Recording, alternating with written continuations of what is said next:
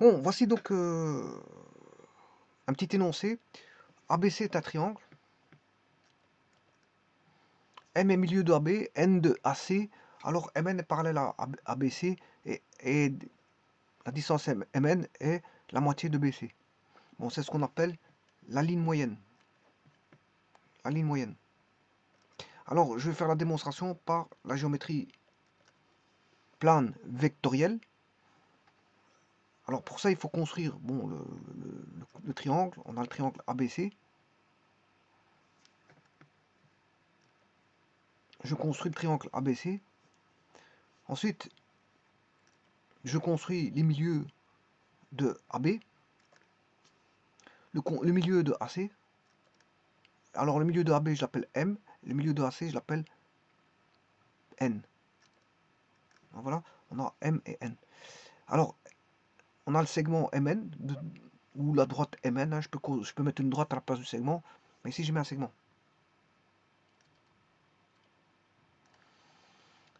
Alors, MN est parallèle à BC, effectivement. MN est parallèle à BC, vous pouvez voir l'angle 108,43, 108,43. Donc ils sont bien parallèles. BC est parallèle à MN, c'est ce qu'ils disent. Et en plus de ça, MN vaut la moitié de BC, exactement la moitié. Effectivement, si je regarde bien la distance, donc si j'avais mis une droite MN, c'est ça, hein, bon, voilà.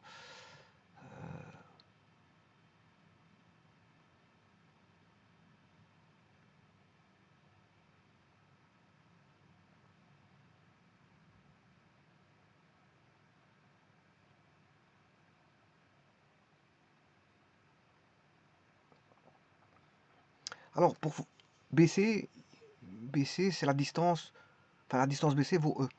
Et vous voyez que si je fais deux fois, la distance MN vaut 2,24 et la distance BC vaut 4,47. Alors 4,47 c'est le double de 2,24. La preuve, si je fais 2,24 fois 2, je trouve 4,47. Et si je fais 4,47 divisé par 2, effectivement, vous trouverez 2,24. Alors, il y a trois possibilités de construire des lignes moyennes.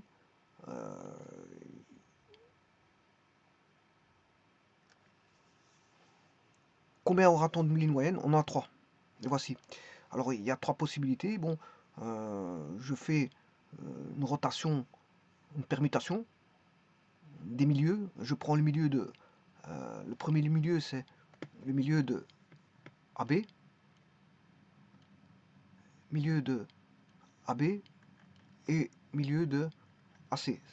Ensuite, je fais le milieu, ça c'est pour le triangle ici, le milieu de BC, enfin de AB toujours, avec le milieu de BC. Vous aurez compris que c'est celui-ci, milieu de AB, milieu de BC, et enfin le milieu de BC et le milieu de AC, c'est celui-là. Donc il y a possibilité de construire trois lignes moyennes. Alors à chaque fois, vous voyez que M1, M2, pour notre premier triangle que je vais appeler T1, M1, M2 est parallèle à BC.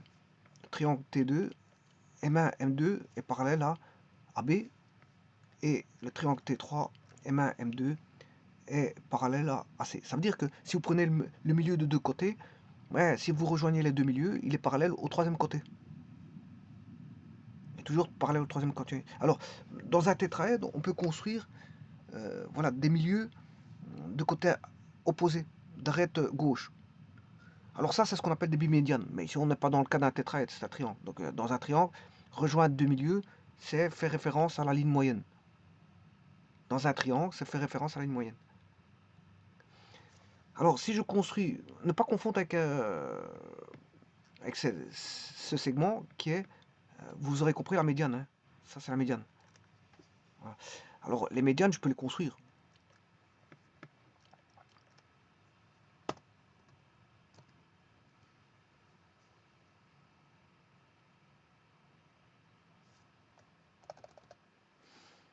Alors, la médiane, c'est un milieu d'un segment, d'un côté, au sommet opposé. Par exemple, MC, à droite MC,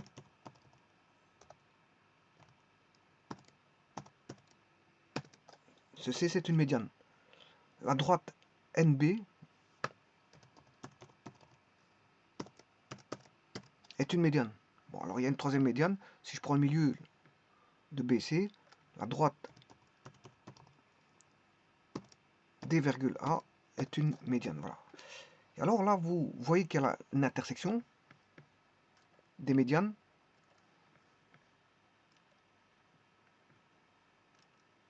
Et ça, c'est le centre, E, c'est le centre de gravité G, que je vais appeler G.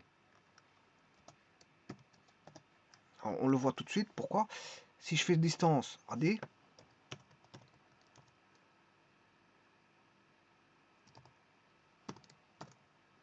j'évalue la distance AD et distance GD.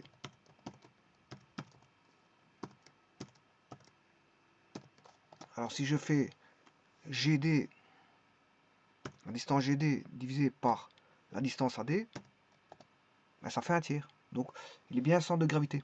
Le centre, l'intersection des centres, l'intersection des médianes, de 3 médianes, 2 suffisent, hein, il n'y a pas besoin de 3. Alors, on sait bien que la troisième va passer par l'intersection des 2 autres. Donc 2 médianes suffisent. Alors ne pas confondre les médianes des lignes moyennes. Les lignes moyennes c'est MN, qui est la ligne moyenne bien sûr de... MN est la ligne moyenne, en prenant les milieux de AB et de AC. Alors MD est une ligne moyenne aussi. Voilà, c'est une ligne moyenne. Et bien sûr ND est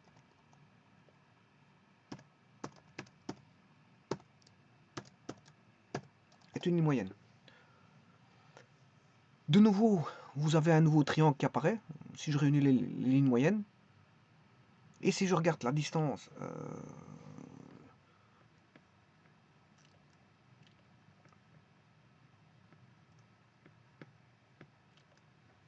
je vais prendre l'intersection. Il était déjà en intersection de cette droite. Je recommence.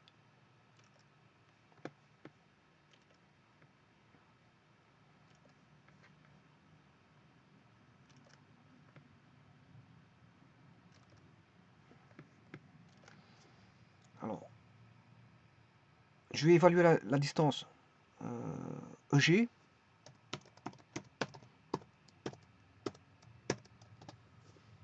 Et la distance ED.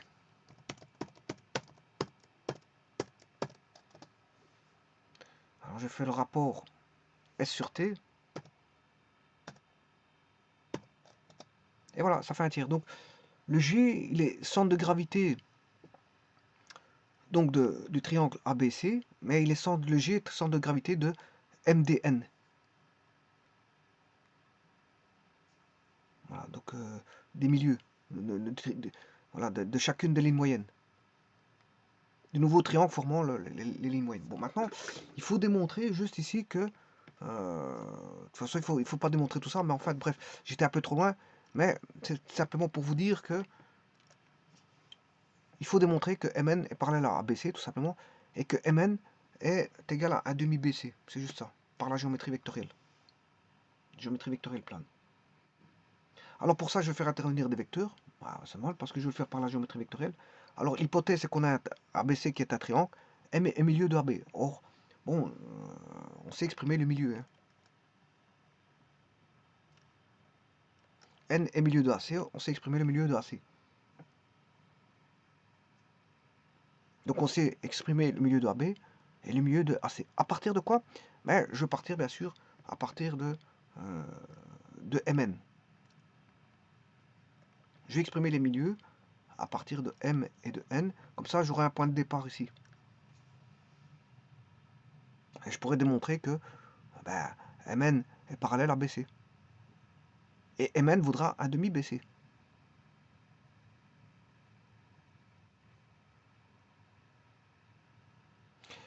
Alors, si en vectoriel, si j'écris ceci en vectoriel, il y a deux informations. Si j'écris en vectoriel U égale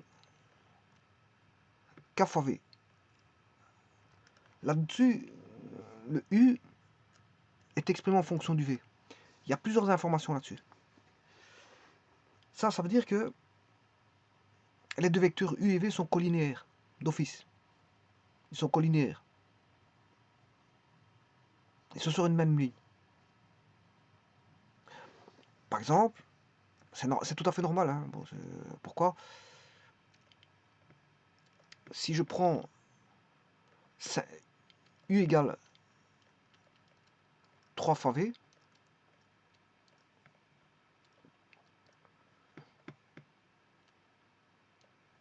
ça c'est, si j'appelle ça V,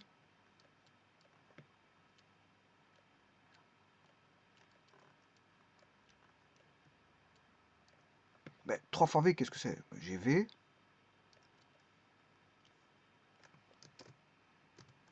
j'aurai V, et V. La somme n'est pas une somme triangulaire ici, ça va être une somme linéaire. On n'aura pas voilà, une somme basée sur plusieurs vecteurs qui sont de directions différentes. Donc ça ne va pas donner une résultante qui est de ce style-là basée sur des triangles. Ici, tout sera linéaire. Tout sera linéaire. Pourquoi? Parce que ben, on a affaire à V, V, V, V, V, V, c'est trois vecteurs qui sont dans la même direction. Ils ont la même direction. Donc j'aurai pas de changement de direction, donc j'aurai pas voilà, une somme triangulaire comme on retrouve avec Chasles. Ici, c'est une somme qui est tout bonnement une somme de trois vecteurs en ligne. Ben, ils étaient parallèles à la base, mais ici, voilà, c'est trois vecteurs en ligne. Donc, collinaire, ça veut dire parallèle à la base, mais ça veut dire aussi sur une même ligne. Ça a deux connotations. Alors, tout dépend comment on l'exprime réellement. Si on veut jouer sur le fait que ce soit parallèle ou sur une même ligne. Alors, en géométrie vectorielle, on sait le dire facilement. Hein. Si vous voyez U égale 3V, bah, là, il est collinaire. 3 fois V, ça veut dire qu'il est collinaire. Alors, ce vecteur, ce sera la résultante.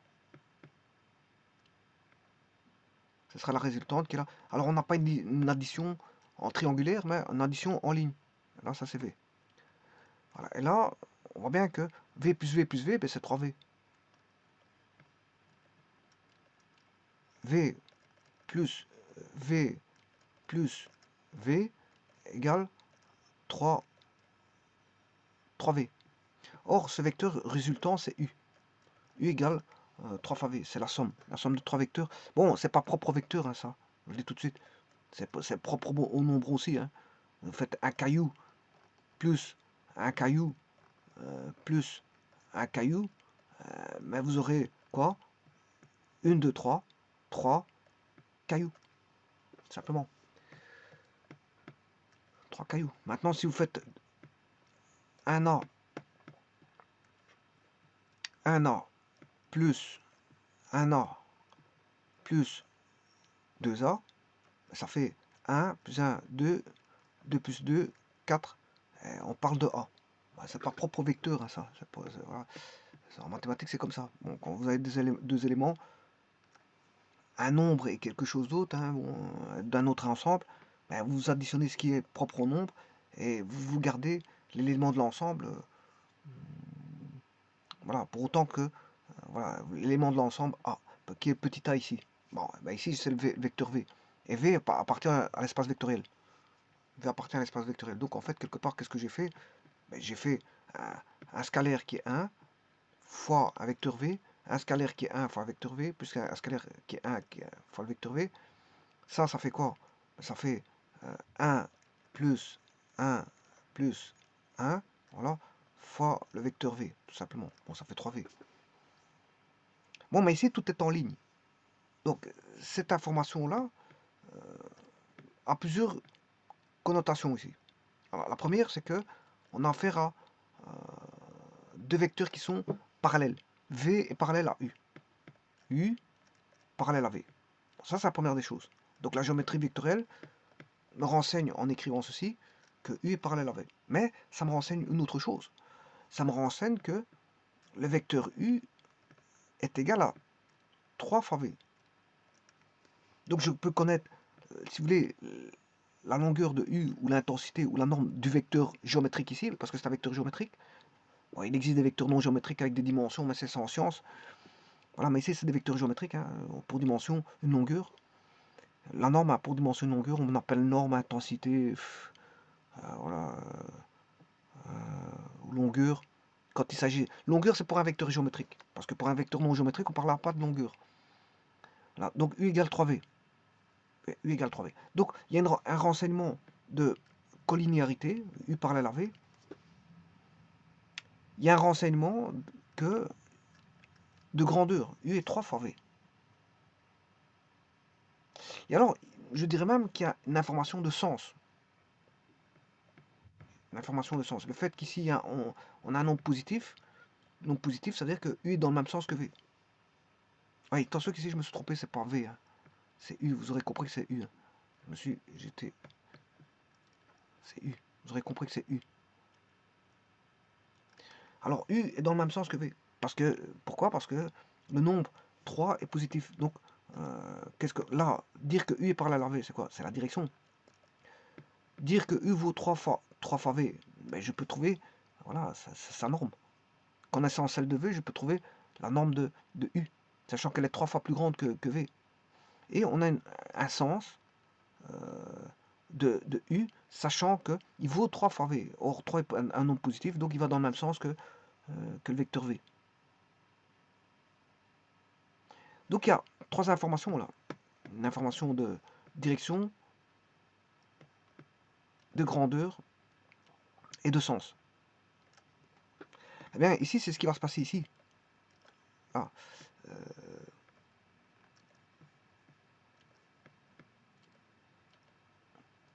c'est ce qui va se passer ici dans la démonstration. Par la voie vectorielle, je peux exprimer ça en même temps que ceci, par une écriture vectorielle, comme je viens de vous le montrer. Donc il suffira d'une écriture vectorielle pour dire que ce sera en même temps collinéaire et en même temps, bon, parallèle c'est collinéaire, je vous le dis, Mn parallèle à BC, Mn est collinéaire à BC, mais en même temps, j'aurai une information de 1,5 que Mn vaudra 1,5 fois BC. Comme il sera collinéaire, ben, si j'écrirais le vecteur Mn égale 1,5 BC, ça voudrait dire que la norme de Mn vaut 1,5 fois la norme de BC, donc la distance Mn vaut 1,5 fois la distance du point B au point C. Eh bien, pour ça, il faut partir, bien sûr, de Mn parallèle. Il faut démontrer que Mn est parallèle à BC, sachant que M milieu de AB. Alors, il y a des hypothèses. Bon, alors, d'abord, il y a un dessin. Je vais dessiner un triangle.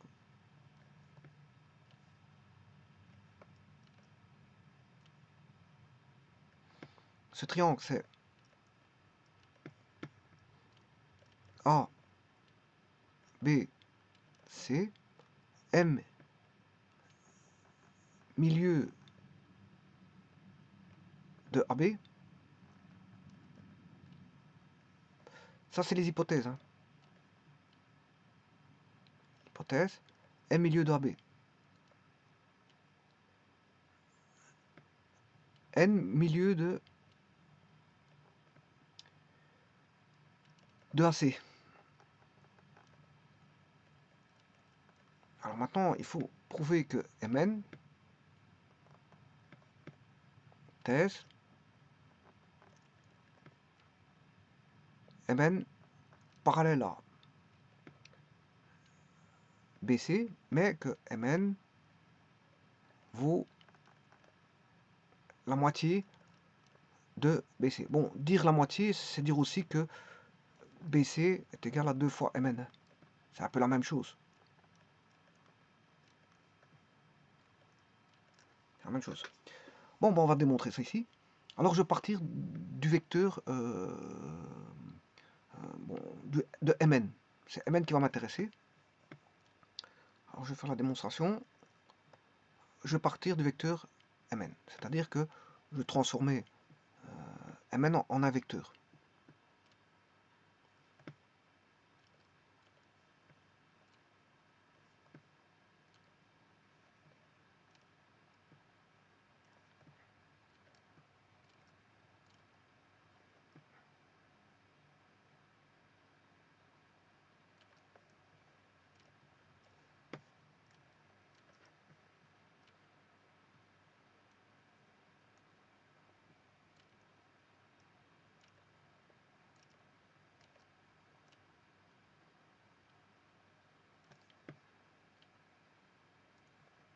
Alors, on sait bien que c'est parallèle parce que, bon,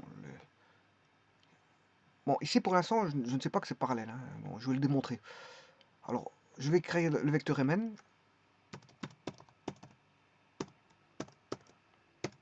Voilà, c'est le vecteur mn. En lieu et place du segment mn, parce que je vais partir à partir de la géométrie vectorielle. Alors, mn, on peut le décomposer en... je vais repasser par le petit triangle de sommet A. Donc MAN, je prends le triangle MAN, parce que, bon, le tout c'est de trouver que, voilà, c'est égal à ceci.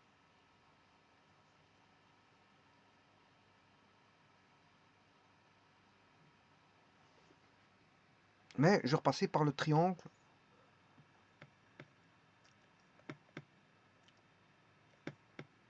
MA plus AN, voilà, MA plus AN, ça vaut MN, et comme MA vaut un demi-BC, parce que c'est le milieu, hein. Par hypothèse c'est un milieu. Voilà, le vecteur MA, c'est le milieu de BC. Donc MA plus AN, c'est MN. Voilà, donc je vais le dessiner ici. Donc MN, c'est le vecteur M, A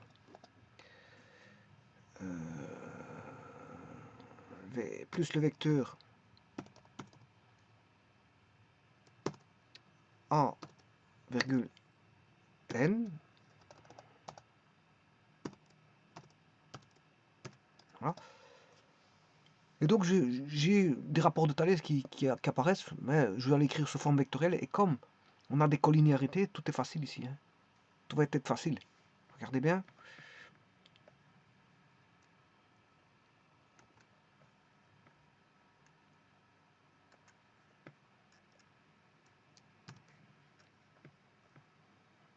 La démonstration est d'autant plus simple qu'on a des collinéarités au niveau vectoriel, hein.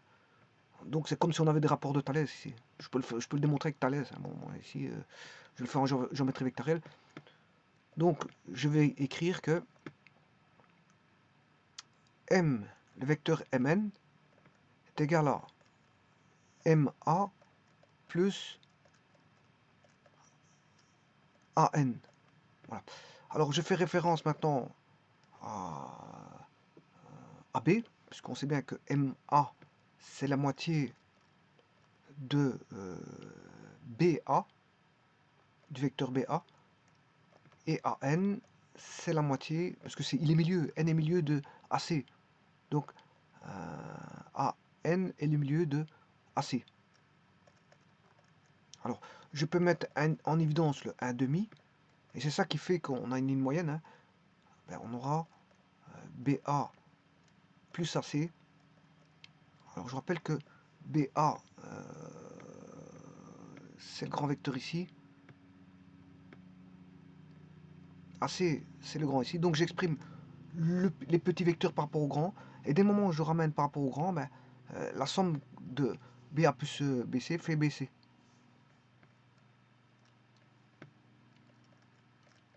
C'est comme un rapport de Thalès, c'est exactement la même chose, hein. Donc on aura BA plus, BA plus AC. Mais ici, c'est juste qu'on a une triangularisation, hein. On forme par triangularisation. Vous avez bien vu que je suis passé par un petit triangle. MN, MAN, qui est la moitié. D'ailleurs, je vais regarder l'air. Je vais regarder les airs aussi. Je vais regarder les airs. Alors là, maintenant, on peut dire que MN est collinaire à BC. Ça, c'est une chose. MN est collinaire à BC. Ça veut dire que MN est parallèle à BC. Ça, c'est une chose. Et MN égale à demi BC. Bon, ils sont dans le même sens, hein. BC sont dans le même sens. Ça n'a. Qu'ils soient dans le sens opposé ou le sens n'interfère pas ici voilà, pour le calcul des longueurs. Voilà. Nous, ce qu'on veut voir, c'est que c'est parallèle et en même temps que ça vaut la moitié. Et effectivement, Mn vaut la moitié de BC. puisque la norme de Mn vaut la moitié de la norme de BC. Mn et BC étant collinéaires.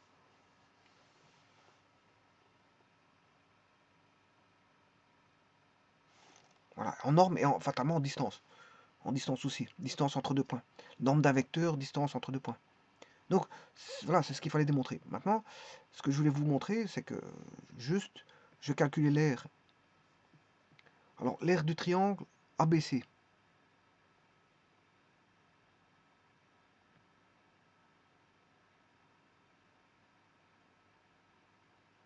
Normalement, c'est un rapport de K carré, je crois. K carré. Alors, le triangle ABC, il vaut 12. Il vaut 12. Maintenant, je vais créer le polygone.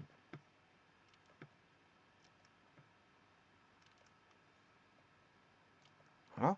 Cette aire vaut 2,83. Si je fais 12 divisé par 2,83, 4,24. Alors, normalement, c'est 4. C'est 4 parce que l'aire, le rapport, est 2 fois plus petit. Donc, le rapport vaut 4. C'est 2 au carré. C'est K carré. Le rapport, il fait 4.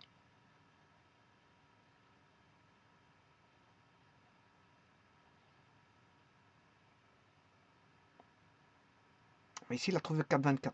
Je ne comprends pas pourquoi. Pourtant, j'ai bien A, M, N, A, B, C.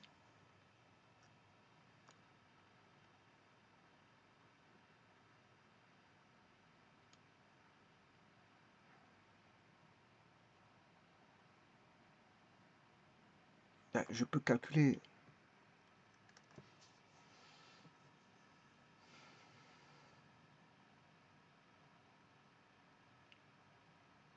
Bon, je peux faire les rapports. Hein. Vous montrer que ça fait bien 4. Il y en a un, ce sera base fois hauteur sur 2. Par contre, l'autre, ce sera base demi. Tout est divisé par 2 sur 2.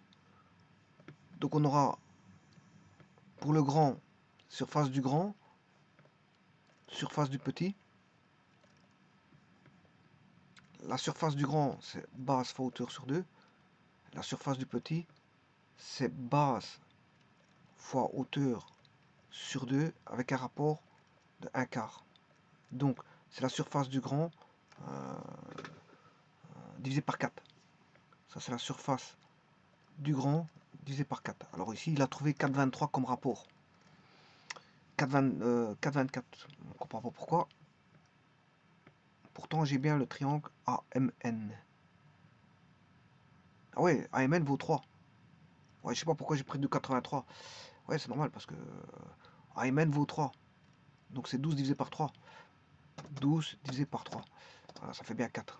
Ouais, parce qu'ici, AMN vaut 3. Son R vaut 3, il est là. Ce que j'avais pris le segment N1, qui est la longueur du segment N1, du prix de 83. J'ai pris ça, je m'excuse. Et l'autre, la surface vaut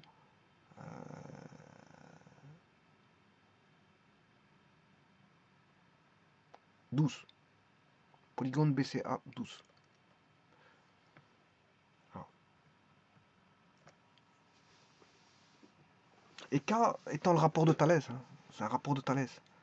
Donc si on prend, le rapport de Thalès vaudra 2, si je prends le grand par le petit et 2 fois le petit triangle vaut la moitié du grand triangle, mais le grand triangle vaut le double du petit triangle. C'est des rapports de Thalès.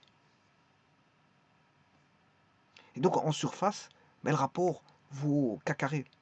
Alors on divisera, le petit vaut le grand divisé par K carré, et enfin le grand vaut le petit fois K carré, mais le petit vaut le grand divisé par K carré. Ouais, c'est ça. Et alors Mn, ça s'appelle ici la ligne moyenne. Mn, c'est ce qu'on appelle la ligne moyenne. Il réunit, voilà, Et Mn est la moitié de BC. Hein. Mn est la moitié de BC. Donc, en d'autres termes,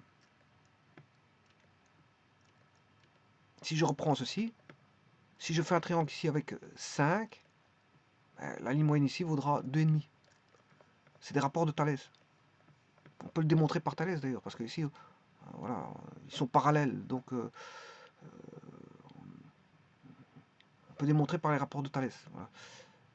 Donc ici, si celui-ci vaut 10, ben, la ligne moyenne ici vaudra 5.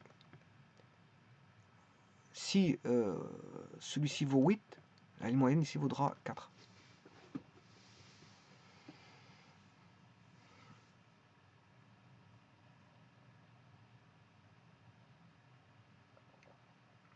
Alors, on dira, je vais maintenant conclure.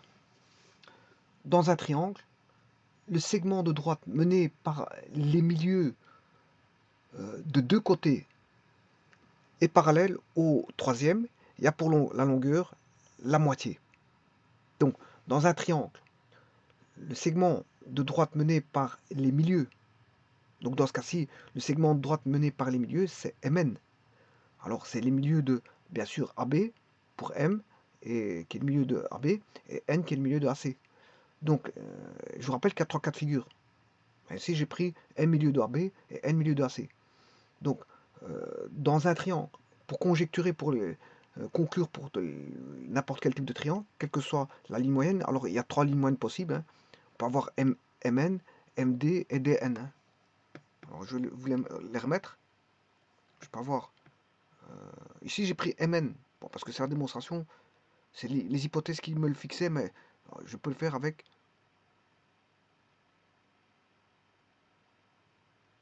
segment Dn.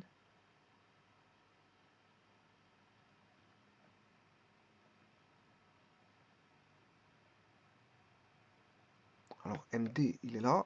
Ça, c'est une autre ligne moyenne. Et voici le troisième ligne moyenne. Il y a trois lignes moyennes. Alors, c'est valable. Là. Je vais conclure pour n'importe quelle des trois lignes moyennes. Dans un triangle, parce qu'il s'agit bien d'un triangle, je ne référence plus rien maintenant parce que je vais conjecturer pour conclure pour n'importe quelle type moyenne, n'importe quelle ligne moyenne. Donc je ne fais plus référence à ABC, hein, parce que ça peut concerner Mn, Md ou Dn, peu importe. Alors, dans un triangle, le segment de droite mené par les milieux de deux côtés, donc les milieux de deux côtés, ça veut dire qu'on aura deux milieux. Voilà, et il restera un troisième côté, dont on n'a pas pris le milieu. Alors, dans un triangle, le segment de droite mené par les milieux de deux côtés est parallèle au troisième côté et a pour longueur la moitié de ce côté. Donc Mn sera la moitié de BC, MD sera la moitié de AC et Dn sera la moitié de MA, par exemple. Donc il y a trois cas de figure.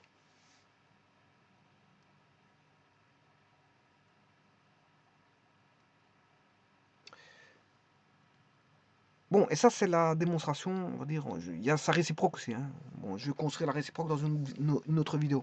Je vous remercie.